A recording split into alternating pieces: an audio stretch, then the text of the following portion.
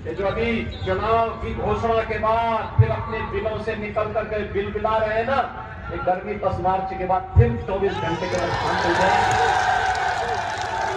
ये गर्मी जो अभी किराना में और मुजफ्फरनगर में कुछ जगह दिखाई दे रही है ना, ये सब शांत हो जाएंगे। क्योंकि गर्मी कैसे शांत होगी, ये तो मैं मई और जून में भी इसको बहुत शिमला बना देता हूं।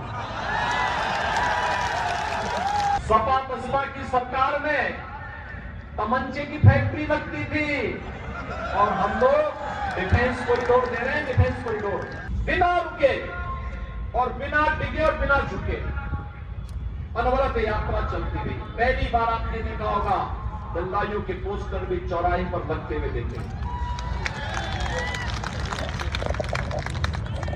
उससे वसूली होते हुए भी देखा होगा और दंगाइयों को और पेशेवर अपराधियों को अपने गले में तख्ती लटका करके चलते हुए भी देखा होगा कि कैसे बकस दो एक बार बस।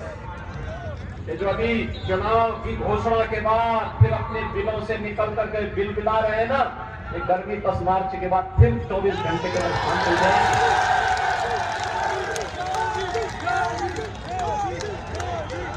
24 के बाद 25वां घंटा भी नहीं होगा।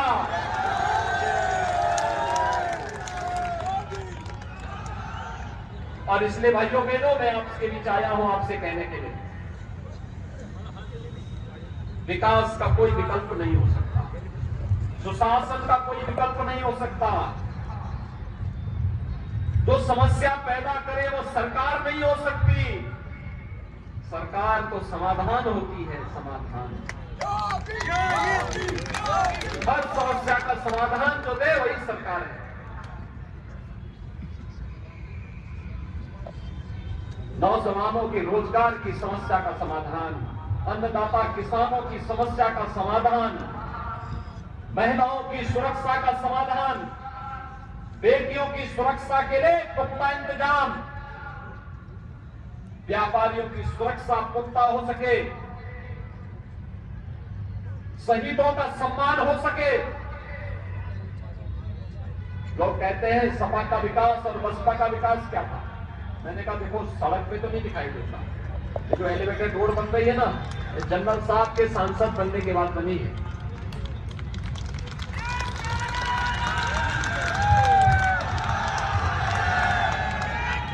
आखिर सपा बसपा की सरकार तो अंधेरा देती थी, बिजली नहीं थी,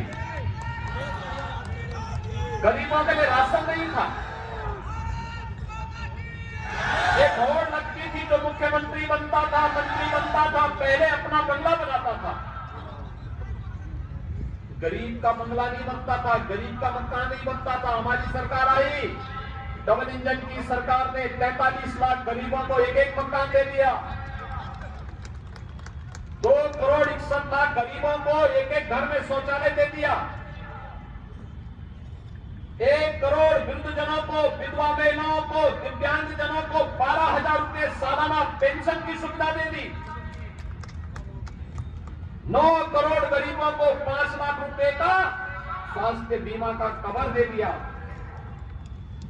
और 15 करोड़ लोगों को कोरोना है, डबल इंजन की सरकार है, डबल डोज राशन का भी उपलब्ध करवाने का कार्य भारतीय जनता पार्टी। ये पैसा पहले कहां जाता, ये पैसा पहले कहां जाता था, विकास का ये पैसा कहां जाता था। विकास उनका एजेंडे में है ही नहीं, उनका विकास का एक ऐसा लूट करके और उसको फिर वे जमा करते थे। चित्रवादी मित्र के यहाँ जब जेसीबी चली तो आपने देखा होगा कैसे रोड की गड्डियां और पहाड़ निकल रहे हैं। वहां नक्सली भी पहुंचती होगी इन लोगों को कि कहां मेरा काम लोक कल्याण का था, मुझे आरसीसी की दीवारों में कैद करके रख दिया। लेकिन जब जेसीबी चली तो मां लक्ष्मी भी 5 प्रफुल्लित होकर के आगे बढ़ी, क्या कल्याण का मार्ग प्रशस्त होगा। भाइयों बहनों, इनकी संवेदना गरीब के लिए नहीं है, किसान के लिए नहीं है, नौजवान के लिए भी नहीं है और बेटियों की सुरक्षा के लिए भी नहीं है। इनकी संवेदना तो पेशेवर माफिया और अपराधियों के प्रति है। आपने देखा होगा कोरोना कालखंड में सपा बसपा कांग्रेस का कोई नेता नहीं आया होगा। आपके लिए जनरल साहब आए होंगे, भाजपा के पदाधिकारी आए होंगे, धर्मेश जी आए होंगे, अनिल जी आए होंगे, इसके अलावा कोई अन्य आपके बीच नहीं आया होगा उस समय। ये सभी नेता होम आइसोलेशन में थे। तो इस समय जब आए तो उनको यही बोलने की आवश्यकता है। आपने जिन्हें पिछली बार विधायक बनाया था वे दल बदल कर रहे थे, भाग रहे थे, इस बार से उस पार, उस पार से इस पार। पिछली बार वो यही कर रहे थे और आगे भी उनको यही करना। वे अभी से फिर से अपना रास्ता बना रहे हैं। लेकिन मैं तो पहले ही बोल चुका हूं, जो दंगा के मंसूबे के साथ इस समय अपना सिर उठाने का प्रयास कर रहे हैं। 5 वर्ष तक ये सभी लोग पीटों में घुसे थे, तुक्के हुए थे। जो थोड़े बहुत कभी सब्जी के लिए निकलता था, पुलिस पकड़ती थी, अगले दिन गले में तख्ती लगा करके आता था, का साहब बकस दो, बस सब्जी बेच करके अपना परिवार का भरण पोषण कर लेंगे। अब 10 मार्च के बाद देखना इनके गले में फिर वही तख्ती लटकती हुई दिखाई देगी और फिर एक गर्मी जो अभी किराना में और मुजफ्फरनगर में कुछ जगह दिखाई दे रही है ना, ये सब शांत हो जाएंगे। क्योंकि गर्मी कैसे शांत होगी, ये तो मैं मई और जून में भी इसको बहुत शिमला बना देता हूं। और इसलिए भाइयों बहनों, आज आपके बीच में अपील करने के लिए आया हूं। एक 12 लेन का हाईवे मेरठ और दिल्ली के बीच जोड़ने का यह हाईवे, ये डबल इंजन की सरकार दे रही है। और यही नहीं, हापुड़ के वासियों को हापुड़ का पापड़ अगर हमें कभी प्रयागराज में बेचना हो तो मात्र 6 घंटे में इस दूरी को तय करने के लिए गंगा एक्सप्रेस जो बनवा रहे हैं हम लोग। सुबह निकले यहां से 6 बजे, यहां से निकले, मध्याह्न में 12 बजे प्रयागराज संगम में स्नान किया और फिर वहां से 2 बजे चले, रात्रि को 8 बजे अपने घर में हापुड़। ये डबल इंजन की सरकार का नाम है। ओलंपिक में भी हमारे युवा पदक प्राप्त करेंगे। स्पोर्ट्स यूनिवर्सिटी यही मेरठ में हम लोग दे रहे हैं। सपा बसपा की सरकार में तमंचे की फैक्ट्री लगती थी और हम लोग डिफेंस कॉरिडोर दे रहे हैं। डिफेंस कॉरिडोर, यहां जो तोप बनेगी और यहां का नौजवान जब उस तोप के ऊपर चढ़ करके पाकिस्तान की सीमा में उसको दहाड़ेगा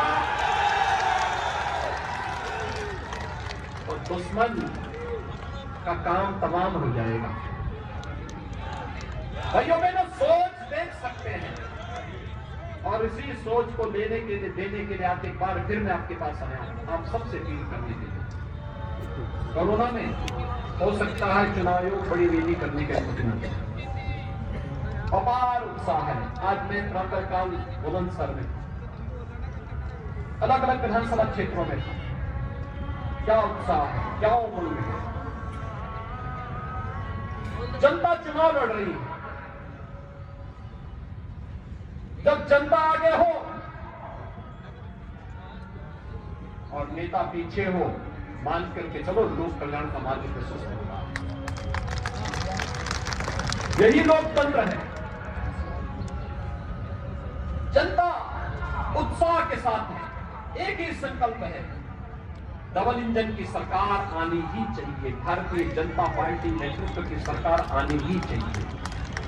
और उसको लेने के लिए ये जो नेता गुमराह कर रहे हैं, जिनकी टोपियां लगी हुई हैं, मुजफ्फरनगर के दंगों के और राम भक्तों पर गोलियों से,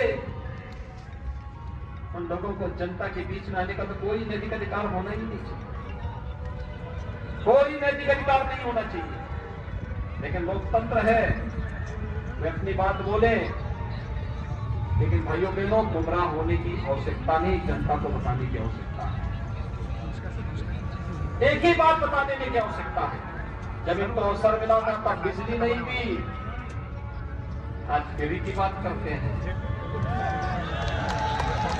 अब तो दी नहीं, तब दंगा करवाते थे, और अंधेरा इसलिए भी करवाते थे जिससे इनके गुंडे दंगा करा करके फिर आग लगा सके। यही तो करवाते थे। मुजफ्फरनगर का दंगा हो, कोसी कला का दंगा हो, मेरठ का उपद्रव हो, बुलंदशहर का उपद्रव हो, तो इनको लगता है कि चुनाव में प्रत्याशी बना देंगे तो दंगाई सुरक्षित हो जाएंगे। अगर प्रदेश की जनता जनार्दन की सुरक्षा के साथ किसी ने खिलवाड़ किया तो ये वो भी जानता है कि डबल इंजन की सरकार इसको भी स्वीकार नहीं करेगी। और भाइयों बहनों, आज आप सबको यही आश्वस्त करने के लिए आया हूं